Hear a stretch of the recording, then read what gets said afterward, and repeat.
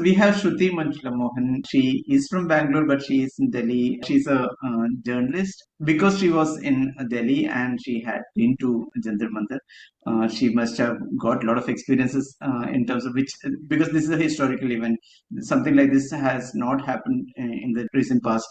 And this is like youngsters passing on that kind of energy to everyone in the country. This is really historic. So maybe we'll check with Shruti as in what was she so there, what all she experienced, what all learnings she got, what all did Jantar Mantar teach her. So Shruti, welcome. Right. Thank you so much, Ashish. Firstly, I just want to say thank you for this opportunity to have this conversation with you and to be able to probably break certain stereotypes and myths about what a protest is or what happens behind the scenes and behind the all the viral videos and posts that we see. What is it actually? And I'm very grateful to be able to experience that firsthand. Before I begin, I just want to acknowledge that I am pro protest, pro the CJP protest. So there is nothing wrong that I might say about this experience. So much that I even got a tattoo yesterday of Jantar Mantar with the date of the 20th July.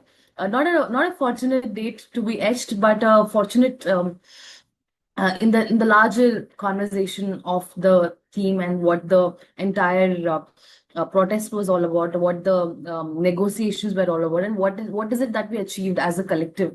For that, the July 20th day is a symbolic, and it tops every single day, and it's very ironical that it happens just a few days before the Independence Day, right? Like, though the Independence Day is a day that we celebrate independence, I'm sure that it is not that particular day, not that particular day that everybody decided and went out and revolted against the Britishers, right? It happened over a course of time, and that's exactly what happened here. So July 20th is the day that I think is etched in the history books, is lived by so many of us. I think all of us probably have this day as a as a new reminder of what happened. So that's the tattoo. But having said that, I think for me, because I come from the south of India, I come from Bangalore, I think I did have certain stereotypes about what it is to navigate Delhi as a city post certain hours in the day, which is most definitely in the evenings, right? So I've always had restricted movements for myself so that I'm safe and always under some kind of a safety net that I would like to believe in. But this idea of stepping out of your comfort zone came, I think, in and around the day after, actually the day after Mr. Sonam Wangchuk was kidnapped, because it almost hit a lot of us. It definitely hit me to wake up in the morning and to see that visual and to be, it is not only disrespectful, authoritarian, harsh, but also inhuman in so many ways to treat someone like that. Like, we can normalize these things behind cinema and behind any theatrical reasons, but something like this happening for when somebody's fighting for democratic rights, fighting for something like education, is almost disrespectful, and someone of that order most definitely deserved to be treated better.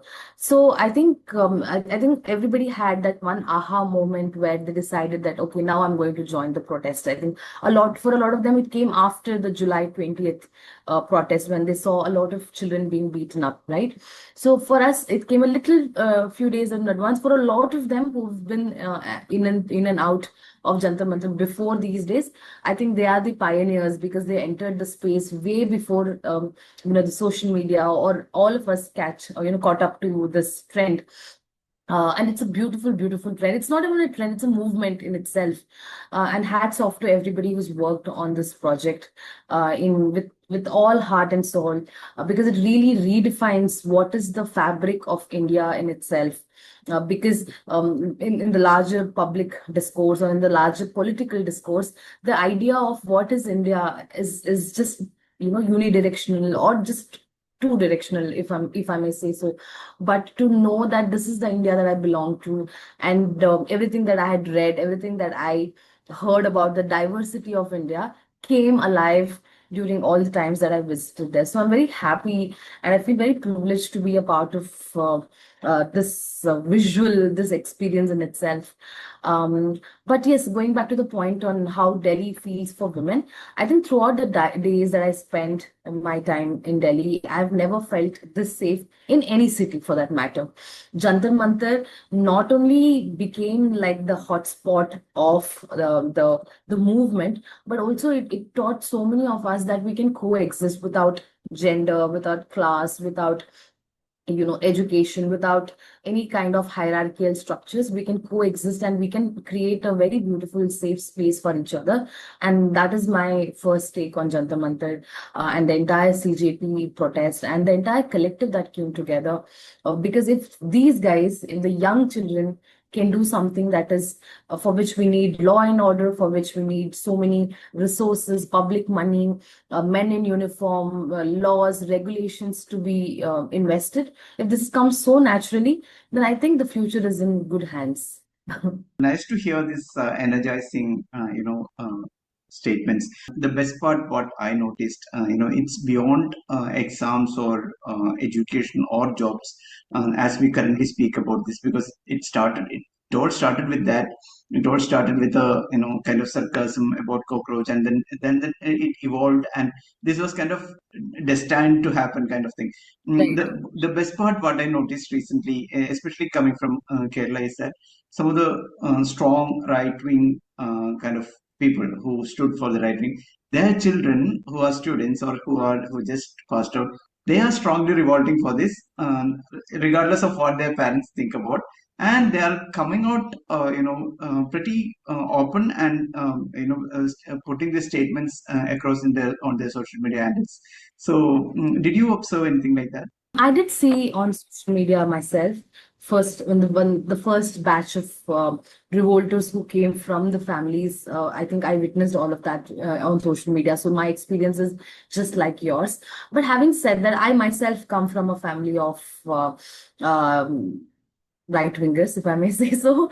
But so I am, I would like to put myself in the same category of those who are revolting for their for the kind of India that they believe in, for the kind of united world that they believe in. So my experience is anything as similar to what it is to stand against everybody, including your family members.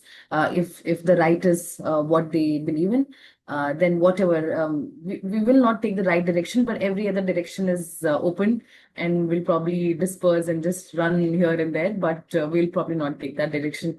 So, but having said that, I did meet a lot of first-time voters whose families have been voting for BJP over the last 2, 3 times, and they all had a resounding anger, resounding disappointment towards the party, because I think everybody was where maybe I think had mixed opinions about this entire collective. But on July 20th, when they saw their own children or children's friend or just girls, so the basic ideology that the BJP believes in, of the Hindu-Muslim hatred and the Islamophobia. So all the Hindu families were probably okay with it till that threat did not hit their own children, or it did not hit as close as possible. We probably, I think, had to take a moment and question ourselves that what is it that we have, where is it that we've arrived? What is it that we want? And what kind of India do we belong? And what kind of future is it that we are planning for our children? And all of that was a disappointment. So I think whatever happened on July 20th just almost washed all the work that the ruling party has done over the years. If it's not washed, at least it's put some water on it, and it's just, I think, disarranged certain things. And I mean, it's unfortunate for them because there's so much of money, so many hours, so much of energy that they had invested to change the way the country thinks, and it all came back to one day. So that's how fragile people's perspectives are. So whoever thinks that, okay, we've achieved, we've arrived, this is how the future of India is going to be, I think it's a good time to sit back and rethink about such a confidence. One interesting thing which I noticed of these reels that have been passing across is the food deliveries, like anyone, anywhere in Jantar Mantar. That's quite interesting and very, having goosebumps when I talk about that. That's one thing. And secondly, the people were like, these youngsters were beaten up like in the thing. And then next day we are seeing these students offering sweets or whatever. We don't see what they are offering, but then sweets or something to these people with lathis and to those foes. As in they spread that feeling of brotherhood, and these are things that we see on camera. Did you notice anything beyond these? Like, there could be many things that are not captured on camera. In my previous conversation with you also, I was talking about how I bumped into an auto driver who was willing to go out of his way and help anybody who was heading towards that direction of Jantar Mantar. I even met a bunch of people who just came and you know uh, just dropped a huge bag. And when I saw, and this was a group of Sikh people. So I asked Paji, what is this? What do you have in your bag? And he took some moments to just catch up on his breath, because they were walking with that huge bag from a really far away place, from the Gurudwara that is closest to the venue. And they came with this huge bag.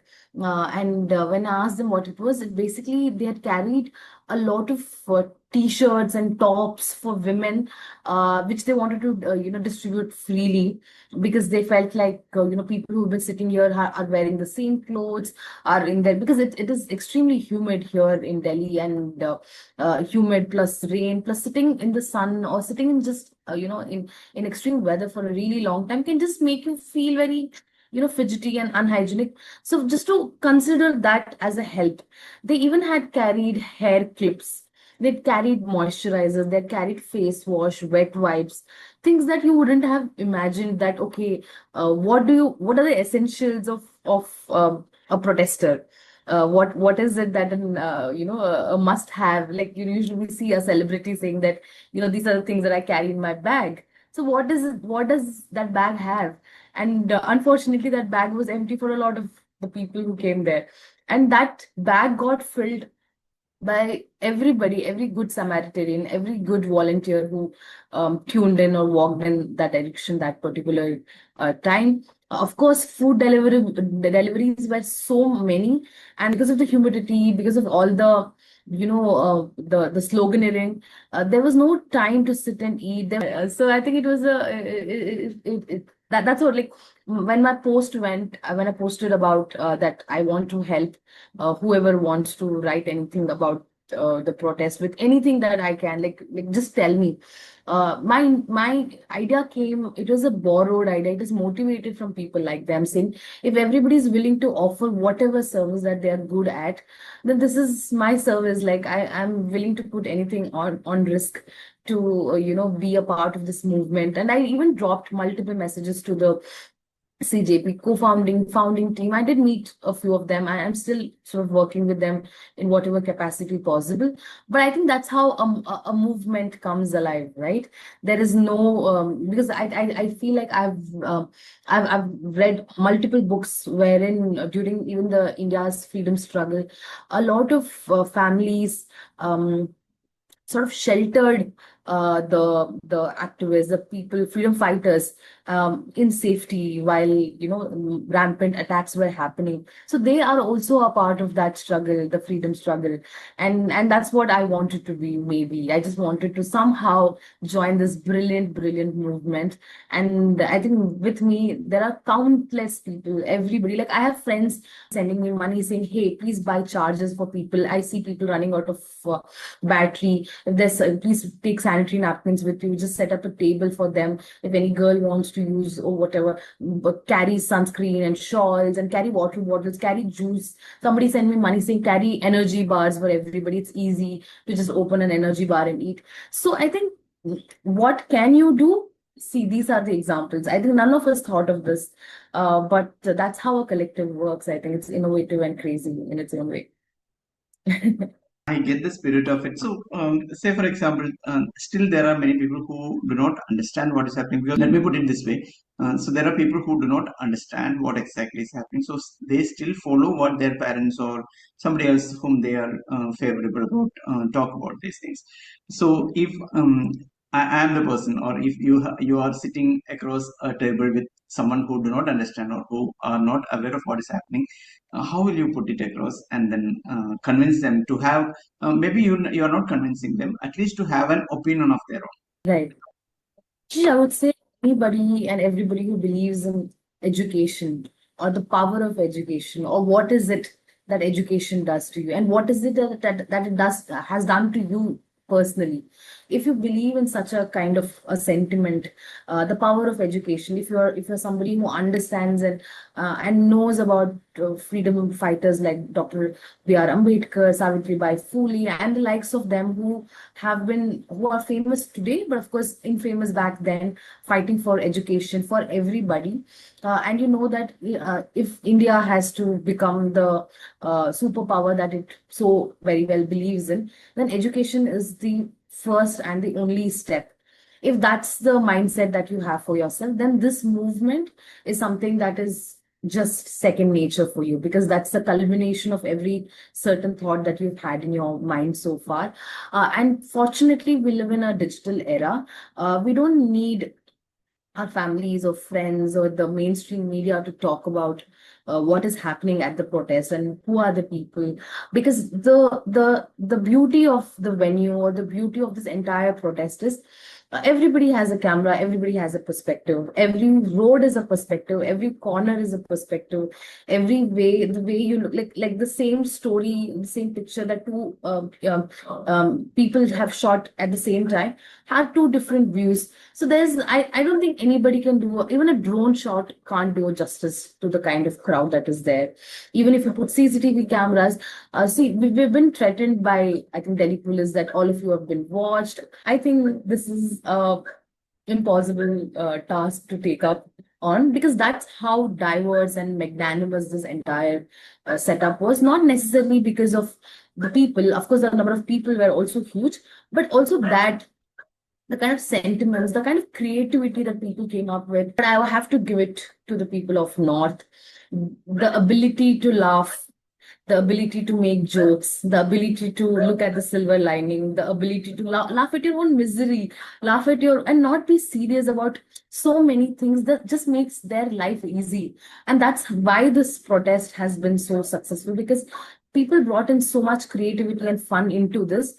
And that's why the protest went viral. Otherwise, there would have been all the reasons for the protest to get a lot of black ink on itself, that, it is, I don't know, unidirectional, it's anti-national, or it's like people are misdirected, the youth are being misdirected, it's political, apolitical, or whatever.